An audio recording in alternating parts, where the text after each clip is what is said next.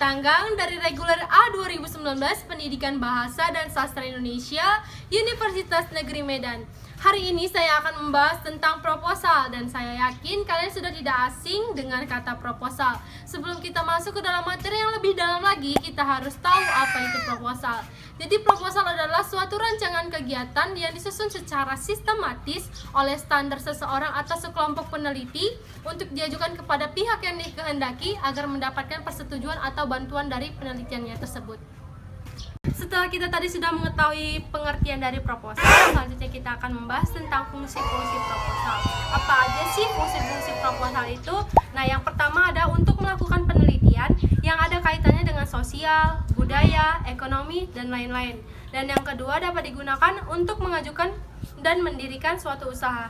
Dan yang ketiga juga dapat digunakan untuk mengajukan tender dari berbagai macam lembaga. Nah, juga bisa digunakan untuk mengadakan acara-acara atau kegiatan-kegiatan misalnya seperti acara perayaan, seminar, pelatihan, perlombaan, dan lain-lain. Dan kemudian kita akan membahas juga tentang manfaat-manfaat dari proposal. Nah, yang pertama, menjadi rencana yang mengarahkan panitia dalam melaksanakan kegiatan tersebut. Kemudian, menjelaskan secara tidak langsung kepada pihak-pihak yang ingin mengetahui kegiatan tersebut. Dan yang terakhir, untuk meyakinkan para donatur atau sponsor agar mereka memberikan dukungan material maupun finansial dalam mewujudkan kegiatan yang telah direncanakan. Nah teman-teman, secara umum jenis-jenis proposal ini terbagi menjadi 4. Yang pertama, proposal bisnis, kemudian ada proposal proyek, proposal kegiatan, dan proposal penelitian. Yang akan kita bahas pertama-tama adalah proposal bisnis. Nah, proposal bisnis adalah proposal yang ada kaitannya dengan dunia bisnis atau usaha. Bisa juga yang berhubungan dengan bisnis kelompok ataupun perseorangan. Contohnya seperti proposal pendirian usaha atau tempat usaha.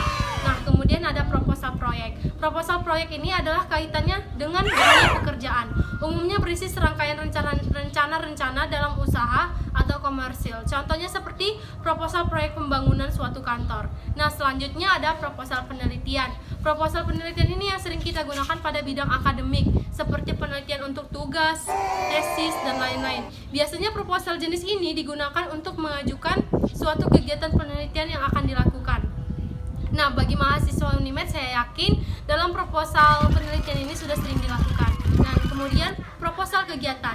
Proposal kegiatan jenis ini sering digunakan di lingkungan masyarakat karena merupakan proposal untuk mengajukan suatu rencana kegiatan, baik itu individu ataupun perseorangan. Misalnya seperti proposal mengadakan perayaan, perlombaan, dan lain-lain. Bagaimana sih ciri-ciri proposal itu? Nah, ini yang akan kita bahas. Jadi ada 4 ciri-ciri proposal. Yang pertama, proposal dibuat untuk meringkas kegiatan yang akan dilakukan, kemudian sebagai pemberitahuan pertama suatu kegiatan, kemudian berisikan tujuan-tujuan, latar belakang acara, dan yang terakhir, pastinya proposal itu berupa lembaran-lembaran pemberitahuan yang telah dijilid, yang nantinya diserahkan kepada si yang mempunyai acara. Bagaimanakah sistematika penulisan proposal?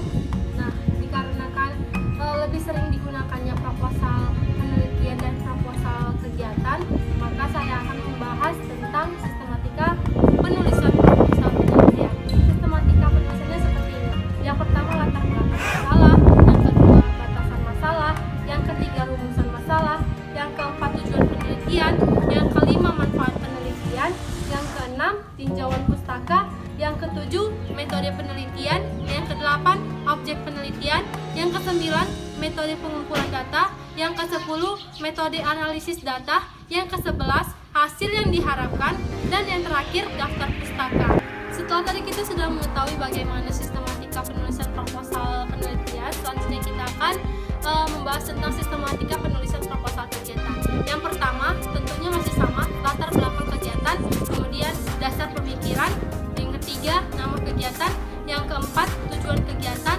Yang kelima, target kegiatan. Yang keenam, manfaat kegiatan. Yang ketujuh, jenis kegiatan. Yang kedelapan, waktu dan tempat kegiatan. Yang kesembilan, jadwal kegiatan. Yang kesepuluh, pelaksana dan organisasi kerja. Yang ke-11, sasaran. Yang ke-12, anggaran dana kegiatan. Dan yang terakhir, penutup. Selanjutnya kita akan bahas tentang kaidah-kaidah kebahasaan proposal. Ada beberapa kaidah-kaidah yang digunakan dalam penulisan penulisan proposal. Yang pertama, proposal memiliki pernyataan yang bersifat argumentatif dengan ciri penggunaan konjungsi sebab akibat.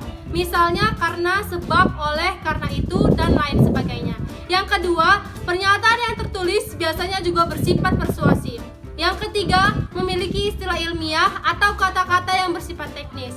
Yang keempat, menggunakan kata kerja, terutama dalam bagian rancangan pelaksanaan kegiatan. Yang kelima, menggunakan kata definisi yang menggunakan kata sejenis, adalah, merupakan, ialah, dan lain sebagainya. Yang keenam, memiliki kata perincian yang dapat ditandai dengan kata selain itu, pertama, kedua, selanjutnya, dan lain sebagainya.